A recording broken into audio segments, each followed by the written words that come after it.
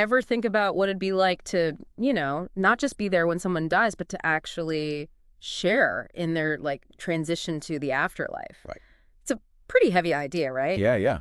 It's called a shared death experience, or SDE, and today we're diving deep into it. Really get you thinking. We're using this interview with Dr. Raymond Moody. He's like the pioneer of near-death experience research. Sure. It was on Coast to Coast AM. Okay. I gotta be honest, I'm coming into this as a bit of a skeptic, Sure.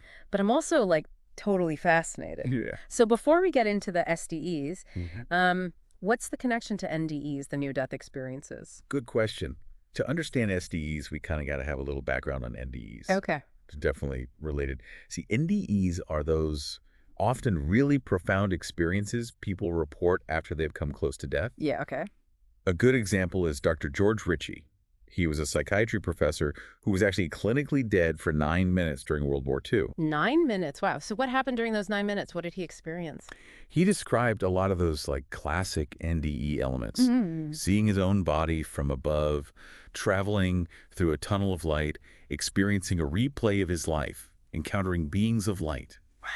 And feeling this overwhelming peace and love. Wow, intense. These things are, like, surprisingly common in NDE accounts. Huh. So if those are, like, the hallmarks of an NDE, where do SDEs come in? What makes them different? Well, what's really mind-blowing about SDEs is that they're not just experienced by the person dying, but by the people who are with them at their death. You mean like the people in the room? Exactly. Mm. These bystanders say they experience parts of the dying person's transition, things like out-of-body sensations, visions of light, or even meeting the same beings of light. So it's not just a shared emotional experience. No, it's more than that. Like, not just feeling grief together. Right. It's suggesting a shared, like, perception of reality during the death transition. It seems like it, yeah. Could this be evidence of something beyond what science can currently explain? It definitely makes you ask that question. Hmm. And, Dr. Moody actually had an SDE himself during his mother's death. Really? It really solidified his interest in the phenomenon. Wait, Dr. Moody personally had a shared death experience. What was that like? What happened? He describes it as this, like, profound, unusual shift in the room, a distinct quality of light, unlike anything he'd ever seen, and this heightened sense of reality that was way beyond everyday consciousness. So it wasn't just an emotional response to his mom dying, No, not at all. but an actual change in his perception. Yeah. And to make it even more interesting, his wife, sister, and brother-in-law, they were all there too, and they each had their own experiences. They did. Similar but unique. Wow. So multiple people, in this case family members, all experiencing something unusual and connected to his mother's passing. Exactly. This isn't just like a one-off story, right? Dr. Moody's documented other instances of these SDEs. Oh, yeah, absolutely. Loads of cases. Okay, so what are some examples? For example, he talks about a woman named Vi who had a cardiac arrest. Oh, wow. During those 20 minutes, she had an out-of-body experience and met her brother-in-law in the hospital hallway. Hold on, but couldn't that just be, a hallucination because of the medical event? Well, here's the thing. Later, she was able to describe the conversation they had during that time. In the hallway. Yeah, and she included specific details she couldn't have known otherwise. And he confirmed every single detail. It really changed his whole view of life and death. So that's more than just a random hallucination, then? Hard to explain it away as that, especially with that kind of independent confirmation. Yeah, I guess so. Are there other cases that, like, really stand out? Another one that's really powerful is about a woman whose husband was dying of cancer.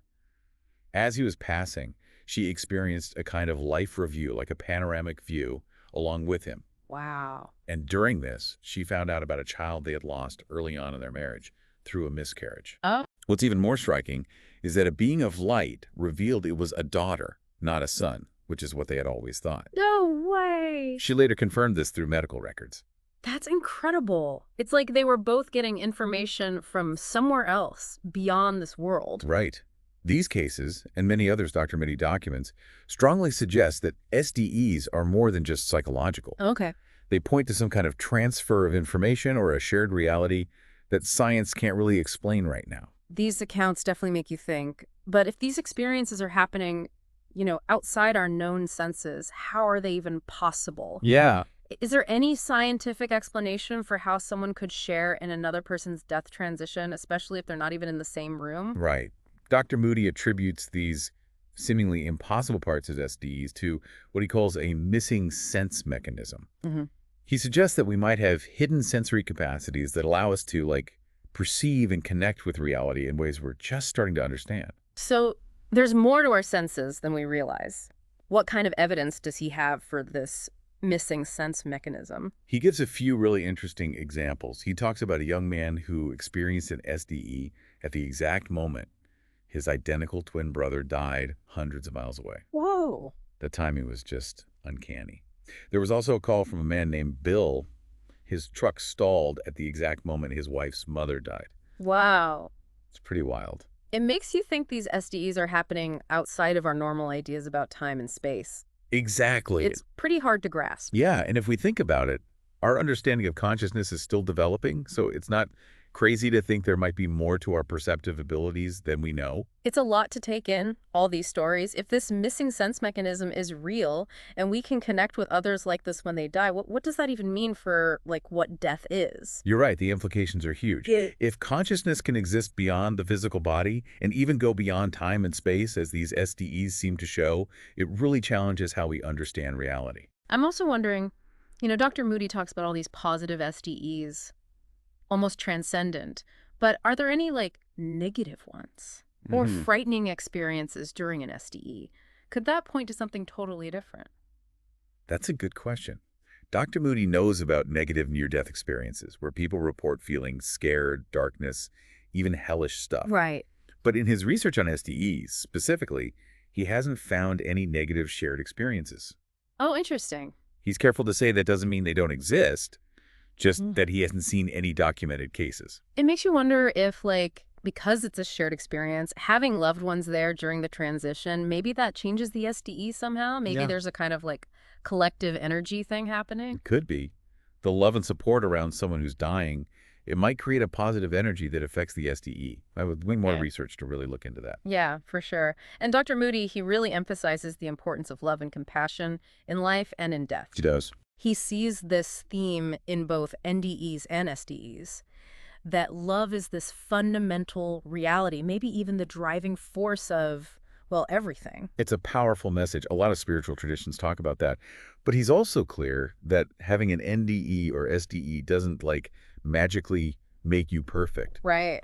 He even jokes about it, saying it's still tough to get through a day without wanting to choke at least one person, even after experiencing a glimpse of the afterlife. Yeah, he does. I think that makes him and these experiences more relatable, Totally. It's a reminder that we're all works in progress, always evolving, and these experiences offer a new perspective, not a total transformation. Exactly. Going back to those cases, the twin and the guy whose truck stalled, are there any theories on how this missing sense mechanism might actually work? Right. Is there, like, a scientific basis for this idea? It's definitely a new area of scientific exploration. We don't have clear answers yet, but there are fields like parapsychology and even parts of quantum physics that suggest there are non-local connections where information can be transmitted instantly across huge distances. Like quantum entanglement. Exactly. So it's not totally out there to think that maybe we have hidden senses beyond the 5 we know that tap into these non-local realms. Right. Maybe those senses get activated during these intense emotional and energetic states around death. That's the idea. And SDEs could be one way those hidden abilities show up. But if we all have these capabilities, why doesn't everyone at a death have an SDE? Yeah. Is that something specific that triggers it? It's still a mystery, even to Dr. Moody. He's looked into different factors: age, medical condition, religious background, emotional closeness to the person dying, but nothing seems definitive. We just don't know enough about what causes these experiences. Which makes it all the more interesting, I guess. There's so much we don't know about consciousness, death, and reality itself. I was also thinking about the call from Bill, the guy whose truck stalled when his wife's mother died. Could it be that SDEs aren't just, like, internal experiences, but they can also show up as external events? That's interesting. It does fit with the idea that consciousness isn't limited to our brains, but is connected to reality in some way. So our thoughts, emotions, even our intentions, they could have a bigger effect than we realize, Yeah. affecting the world around us in ways we don't always see. Possibly. And maybe death, with all its energy, amplifies those effects, creating a resonance that others can feel or even witness. That's a beautiful way to think about it. We should also talk about the scientific community, though. You said earlier that Dr. Moody thinks scientific materialism, as it is now, can't explain SDEs. Yeah. What does that mean? Well, scientific materialism focuses mostly on the material world, things you can measure and observe with your senses. But SDEs suggest there's something beyond that, where consciousness seems to operate without the physical body. So science can never explain SDEs. Not necessarily. Dr. Moody thinks we need a new way of understanding, one that bridges the material and the immaterial, including these non-local aspects of consciousness.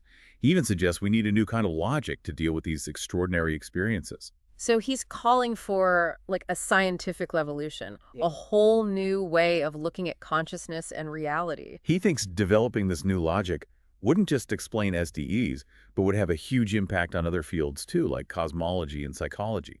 It could even lead to a better understanding of the universe itself. I was also thinking about something Dr. Moody said about the subjective nature of these experiences. He says language can't really capture the essence of an SDE or an NDE. Right, yeah. It's like trying to explain a dream. The words don't do it justice. So even with new frameworks and logic, can science ever really grasp what it feels like to have an SDE? That's a great point.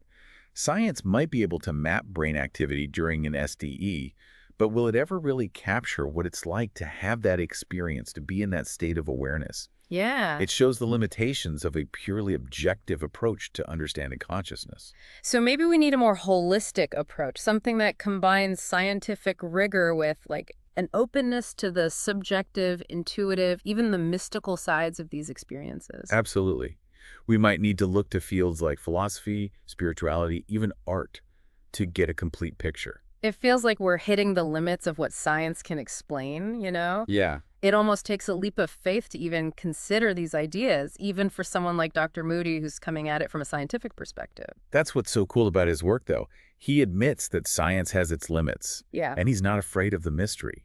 He even says that SDEs aren't new. They've probably been happening as long as people have been dying. He even says that being aware of death and maybe an afterlife could be what makes us human. It's a pretty profound thought. Maybe our ability to have SDEs, to connect with dying people so deeply, is part of who we are, like it's in our DNA. Maybe these experiences give us a peek into our true nature, reminding us that we're not just isolated individuals, but part of something bigger, a web of existence. It's like remembering something we've always known. I like that.